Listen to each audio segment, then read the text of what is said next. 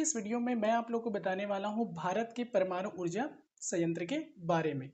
भारत के परमाणु ऊर्जा संयंत्र के बारे में जानने से पहले हम इसके कुछ महत्वपूर्ण बिंदुओं को जानते हैं। सबसे पहला है आपका 1948 में क्या हुआ था।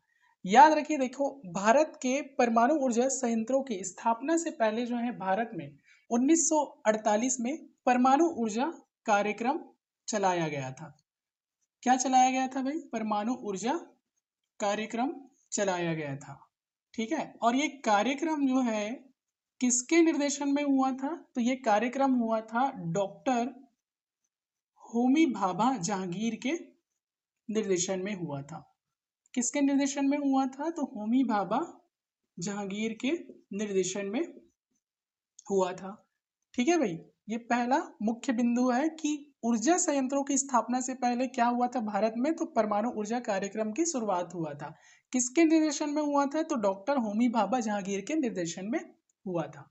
चलिए, दूसरा की पॉइंट है 1948 में ही क्या हुआ था? कार्यक्रम चलाने के बाद भारत में परमाणु ऊर्जा आयोग की स्थापना हो गया था। कब हुआ था? 1948 में ही हुआ था। किसकी स्थापना हुआ? परमाणु ऊर्जा आयोग की स्थापना।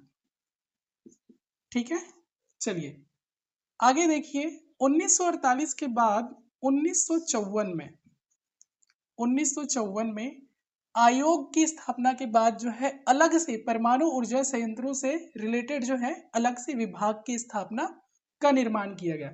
तो 1954 में क्या हुआ? परमाणु ऊर्जा विभाग की स्थापना किया गया। 1954 में क्या हो गया हमारे यहाँ भारत में? 1954 में परमाणु ऊर्जा विभाग की स्थापना हो गया। अब आगे देखिए, 1954 के बाद 4 अगस्त 1956 को 4 अगस्त 1956 को भारत में पहला अनुसंधान केंद्र की स्थापना हुआ। और भारत का पहला अनुसंधान जो केंद्र है वो क्या था? आपका अप्सरा था। ठीक है भाई, कब हुआ? 4 अगस्त 1956 में। कहां पर हुआ था? तो याद रखिए, ये ट्राम्बे में हुआ था। और ट्राम्बे जो कि कहाँ है? महाराष्ट्र में स्थित है। कहां पर स्थित है? महाराष्ट्र में स्थित है। याद रखिए, 2009 में कुछ तकनीकी खराबी के कारण, कुछ मेंटेनेंस के वजह से 2009 में अप्सरा अनुसंधान केंद्र को क्या कर दिया गया था? तो बंद कर दिया गया था। ठीक है भाई, चलिए आगे बढ़ते हैं इसी में। उसके बाद क्या हुआ? 2018 में इसको अपग्रेड करके पुनः इसका कार्य जो है वो संचालित किया गया।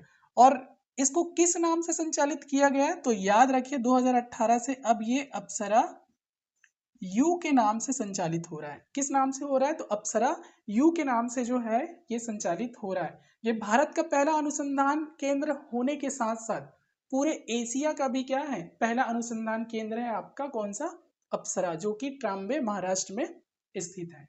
ठीक है भाई, यहां तक समझ आ गया। चलिए आगे बढ़ते हैं। 1967, याद रखिए 1967 में क्या हुआ था? तो 1967 में हुआ था बार्क की स्थापना। बार्क का मतलब क्या है? Bhabha atomic research centre. इसका पूरा नाम है, बी मतलब भाभा, ए मतलब एटॉमिक, आर मतलब रिसर्च और सी का मतलब होता है centre. Bhabha atomic research centre की स्थापना 1967 में हो गया। ठीक है भाई, याद रखिए वर्तमान में देखा जाए तो हमारे पास 21 से अधिक परमाणु संयंत्र है। भारत में देखा जाए तो 21 से अधिक जो है वर्तमान में हमारे पास क्या है? परमाणु संयंत्र है। और इन 21 में से 7 जो है प्रमुख है। 7 कैसा है भाई? प्रमुख है। और इन्हीं 7 के बारे में आज की इस वीडियो में हम समझेंगे, जानेंगे। इसके बारे में पूरे अच्छे से हम आपको जानकारी देंगे इस वीडियो के माध्यम से। देखिए, भारत में 7 जो है प्रमुख विद्युत संयंत्र है। और इन 7 को हम क्रम से पढ़ेंगे कि किस संयंत्र की स्थापना पहले हुआ और किसका अंत में हुआ। ठीक है भाई, तो क्रम से जानते हैं। तो याद रखिए, पहला जो है आपका वो है तारापुर परमाणु विद्युत संयंत्र। ठीक है, ये महाराष्ट्र है और महाराष्ट्र में ही आपको मिलेगा क्या चीज भाई, तारापुर परमाणु संयंत्र। तारापुर परमाणु विद्युत संयंत्र। ठीक है, ये कहां पर मिलेगा आपको, तो महाराष्ट्र में मिलेगा। ठीक है, चलिए इसके बारे में जानते हैं। तो याद रखिए ये तारापुर परमाणु विद्युत संयंत्र जो है इसकी स्थापना हुआ था 1969 में। ठीक है, कहां पर है, तो राज्य जो है आपका महाराष्ट्र आ जाएगा। मैप के माध्यम से आपको लोकेशन मैंने बता दिया, तो यहाँ पे लिखने की जरूरत नहीं। स्थापना कब हुआ इसका, 1969 में। क्षमता देखेंगे, क्षमता बहुत ही ज्यादा इंपॉर्टेंट है। ठीक है, इंद्र की जो क्षमता है वो है आपका 1400 मेगावाट। ठीक है, इस संयंत्र की जो क्षमता है वो कितना है आपका 1400 मेगावाट है।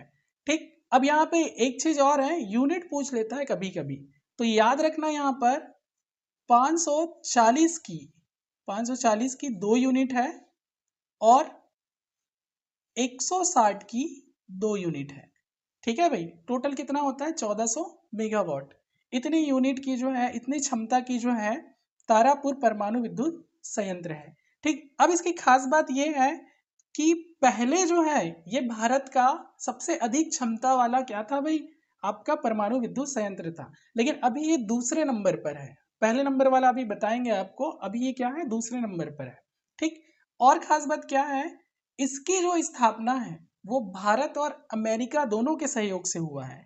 ठीक है, तो सहयोगी देश की हम बात करेंगे तो सहयोगी जो देश है वो है आपका अमेरिका। अमेरिका के जो सहयोग से है ये बना है भाई। ठीक है, तो ये आपका तारापुर परमाणु विद्युत संयंत्र। चलिए, तारापुर के बाद जो है आपका बना है कौन सा, रावत भाठा परमाणु विद्युत संयंत्र। और ये रावत भाठा परमाणु विद्युत संयंत्र जो है ये कहां पर है, तो राजस्थान में है। ये आपका राजस्थान है। ठीक है भाई, यहीं पे आपको देखने को मिलेगा, क्या मिलेगा, रावत भाठा, रावत भाठा परमाणु विद्युत संयंत्र, परमाणु विद्युत संयंत्र कहां पर स्थित है, तो राजस्थान में स्थित है। लोकेशन मैं मैप के माध्यम से आपको बता दिया हूं। ठीक है, जानते हैं कब इसका निर्माण हुआ है, तो कब इसका निर्माण हुआ है भाई, तो याद रखिए इसका निर्माण हुआ है, देखो ये 1969 में हुआ है, इसका निर्माण हुआ है 1973 में हुआ है। कब हुआ है इसका निर्माण, तो 1973 में हुआ है। ठीक, क्षमता याद रखना, क्षमता बहुत जरूरी है यहाँ पर। तो भाटा परमाणु विद्युत संयंत्र की जो क्षमता है वो कितना है, तो 1180 मेगावाट है। ठीक है, इसकी भी यूनिट को समझेंगे तो याद रखना यहाँ पर आपका जो है 220 की 4 यूनिट है। ठीक है, 200 का 1 यूनिट है और 100 का 1 यूनिट है। ठीक है भाई, याद रखिए ये उसके यूनिट है रावत भाटा परमाणु विद्युत संयंत्र का। ठीक, चलिए आगे देखते हैं। अब इसकी भी खास बात यह है कि ये सहयोगी देश से ये भी निर्माण हुआ है।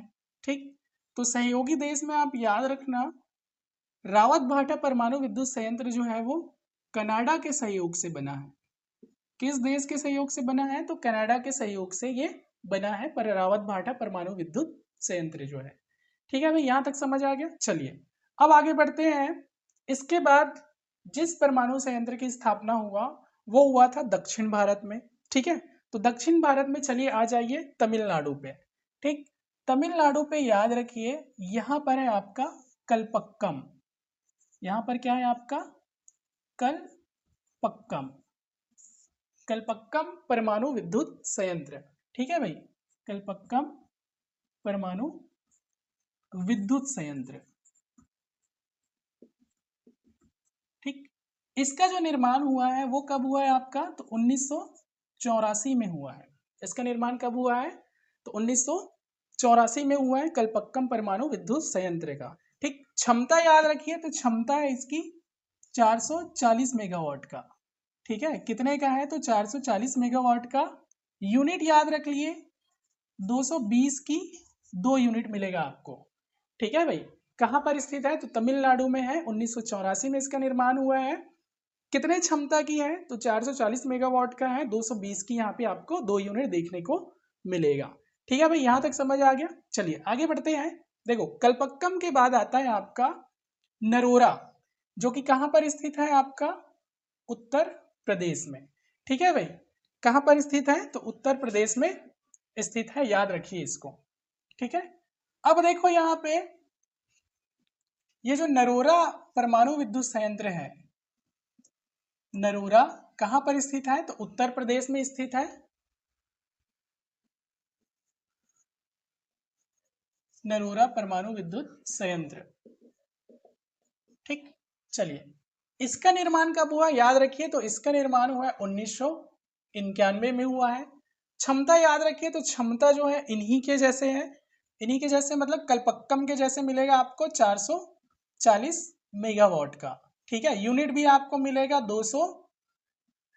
220 की, यहाँ पे 2 यूनिट है भाई। ठीक है, 220 की कितनी यूनिट है? 2 यूनिट है, याद रखिए। ठीक है, कहाँ पर स्थित है? तो उत्तर प्रदेश में स्थित है, याद रखिए इसको। चलिए यहाँ तक समझ आ गया। कल्पक्कम, कल्पक्कम के बाद आएगा आपका नरोरा। ठीक है, इसके बाद आता है आपका गुजरात में स्थित है कौन सा भाई? आपका काकरा पारा। ठीक है, तो गुजरात का कौन सा? आपका काकरा पारा परमाणु विद्युत संयंत्र। गुजरात में कौन सा है आपका? काकरा पारा परमाणु संयंत्र। ठीक है, कब इसकी निर्माण हुआ है? तो याद रखना काकरा पारा का जो निर्माण है वो 1993 में हुआ है। ठीक है, क्षमता कितना है? तो याद रखना क्षमता इसका भी कितना है भाई? 440 मेगावाट है। ठीक है, मतलब यहाँ पे भी आपको 220 की 2 यूनिट देखने को मिलेगा। ठीक है, लगभग आपका कल्पक्कम हो गया, नरोरा हो गया, काकरापारा, ये सेम जैसा यूनिट देखने को मिलेगा। और ये स्वदेशी है भाई, भारत के द्वारा स्वयं जो है निर्मित है, ये किसी अन्य देश के साथ सहयोग से बना नहीं है। जो बना है मैं उसको आपको बता रहा हूँ कि कौन से देश से कौन सा परमाणु संयंत्र आपका बना है। ठीक है भाई, चलिए यहाँ तक हो गया। कितना देख लिया हमने? लगभग जो है 5 देख लिए, 2 और बचा है। ठीक है, उसको भी कर लेते हैं। चलिए इसके बाद आता है आपका कैगा। कैगा कहाँ पे मिलेगा आपको? कर्नाटक में मिलेगा। ठीक है, कैसे? कैगा कर्नाटक। तो ये आपका कैगा परमाणु संयंत्र, कैगा परमाणु संयंत्र, याद रखिए कैगा परमाणु संयंत्र, इसकी जो स्थापना हुआ है वो कब हुआ है? तो ये बना है भाई आपका 2000 में बना है। ठीक है, कब बना है? तो सन 2000 में बना है। क्षमता कितना है याद रखिए, तो इसकी क्षमता है 880 मेगावाट है। ठीक है, कितना क्षमता है भाई? 880 मेगावाट है। 220 की आपको 4 यूनिट देखने को मिलेगा। ठीक है, 220 की कितनी यूनिट देखने को मिलेगा आपको? 4 यूनिट देखने को मिलेगा कैगा परमाणु संयंत्र पर। ठीक है भाई, अब देखते हैं हम लास्ट वाला। ठीक है, जो कि बहुत ही ज्यादा इंपॉर्टेंट है, याद रखिए कौन सा है आपका? तो कुंडनकुलम परमाणु विद्युत संयंत्र। ये जो कुंडनकुलम परमाणु विद्युत संयंत्र है ये तमिलनाडु में स्थित है। मतलब तमिलनाडु में आपको 2 देखने को मिलेगा, एक जो है कल्पक्कम परमाणु विद्युत संयंत्र और एक है आपका कौन सा? कुंडनकुलम परमाणु विद्युत संयंत्र। ठीक है भाई, तो ये दूसरा है आपका कौन सा? लास्ट भी बोल सकते हो, कुंडन कुलम परमाणु संयंत्र, परमाणु संयंत्र। और याद रखिए इसकी जो स्थापना हुआ है वो हुआ है 2013 में हुआ है। ठीक है, क्षमता की हम बात करेंगे तो इसकी जो क्षमता है वो 2000 मेगावाट है। कितनी है भाई? तो 2000 मेगावाट है। मतलब यहाँ पे आपको हजार की 2 यूनिट देखने को मिलेगा। हजार की कितनी यूनिट देखने को मिलेगा? तो 2 यूनिट आपको देखने को मिलेगा। ये सभी जो है भारत के 7 प्रमुख परमाणु विद्युत संयंत्र है। अब इनमें से याद रखिए एक चीज और, याद रखिए कुंडनकुलम के बारे में, ये जो है 2013 में जब निर्मित हुआ तो ये रूस के सहयोग से निर्माण हुआ है इसका। मतलब रूस और भारत दोनों के सहयोग से कुंडनकुलम परमाणु विद्युत संयंत्र की स्थापना हुआ है। अब यहाँ पे एक चीज बता दूं मैं कि ये जो कुंडनकुलम परमाणु विद्युत संयंत्र है, ये भारत का जो है अधिक क्षमता वाला परमाणु विद्युत संयंत्र है। 2000 मेगावाट है। इसके बाद आपको नीचे मिलेगा, मैंने आपको बताया था कौन सा, महाराष्ट्र का तारापुर। पहले ये था सबसे अधिक वाला, लेकिन अभी जो है इसका क्रम नीचे आ गया, दूसरे नंबर पर आता है। ठीक है भाई, अब क्रम भी जमा सकते हो। चलिए यहां तक समझ आ गया। अब एक चीज याद रखिए, ये भारत में यदि किसी भी स्थान पर परमाणु ऊर्जा संयंत्र की स्थापना करना है, ठीक है, उसको कमिश्निंग करना है, उसका संचालन करना है, तो इसका कार्य कौन करता है? तो याद रखना, भारत में यदि किसी स्थान पर परमाणु ऊर्जा संयंत्र की स्थापना करना है, उसका कमिश्निंग करना है, परमाणु ऊर्जा संयंत्र का संचालन करना है, तो इसका जो कार्य है वो एनपीसीएल के द्वारा होता है, nuclear power corporation India limited के द्वारा, एनपीसीआईएल के द्वारा होता है। और ये जो एनपीसीआईएल है, यही क्या करता है, भारत में जो है परमाणु ऊर्जा संयंत्र की स्थापना का कार्य करता है। किस स्थान पर बनेगा उस जगह का चयन करता है, परमाणु ऊर्जा संयंत्र जो है तैयार करवाता है, कमिश्निंग करवाता है, ठीक है, उसमें किस प्रकार से जो है संयंत्र जो है लगाए जाएंगे, इन सब का जो है कार्य वो एनपीसीआईएल के द्वारा होता है। ठीक है भाई, जिसको बोला जाता है national power corporation, national nuclear power corporation India limited. तो ये जो है आपका कंप्लीट जानकारी है 7 महत्वपूर्ण परमाणु ऊर्जा संयंत्र के बारे में। बिल्कुल वीडियो अच्छा लगता है तो शेयर करिए, ताकि जो तैयारी कर रहे हैं उन तक ये पहुंच जाए।